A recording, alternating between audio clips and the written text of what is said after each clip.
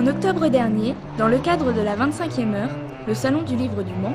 Denis Esquerra dédicaçait sur le stand des éditions Libra Diffusio son dernier ouvrage consacré aux petites cités de caractère de notre région.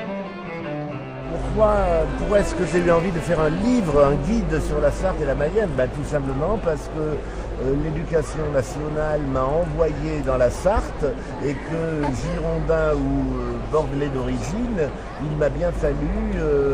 prendre mes marques dans cette région et finalement c'est une région que j'ai appris à connaître et à aimer. Et comme par ailleurs je suis aquarelliste, j'ai été séduit par de nombreux paysages, de nombreux villages et j'ai eu envie à un certain moment d'abord de les peindre, de les dessiner, de les aquareller. Et c'est ensuite que l'idée m'est venue, enfin un peu poussée quand même par mon éditeur, de faire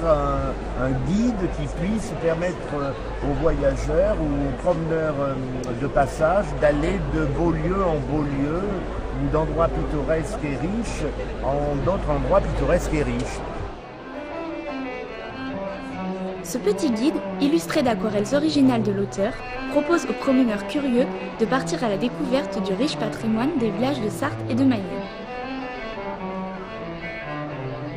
Je suis aussi aquarelliste, donc aussi bien les grandes aquarelles que les toutes petites ici,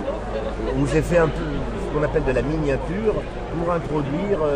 à l'aide d'un détail chaque village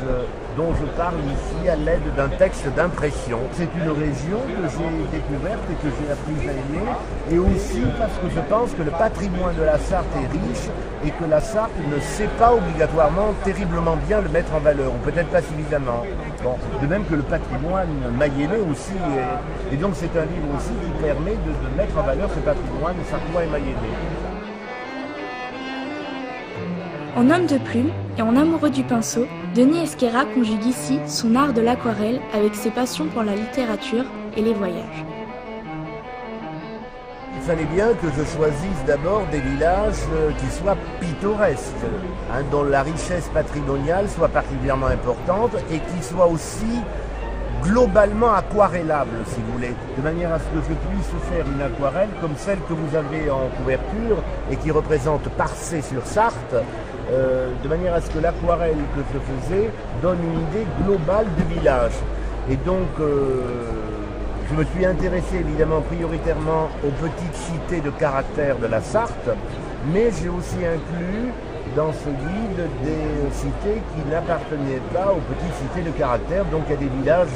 comme René par exemple, que les Sartois ne connaissent peut-être pas beaucoup, qui est un tout petit village pas loin de Livoin. Il y a aussi Saint-Marceau, qui est un très joli petit village un peu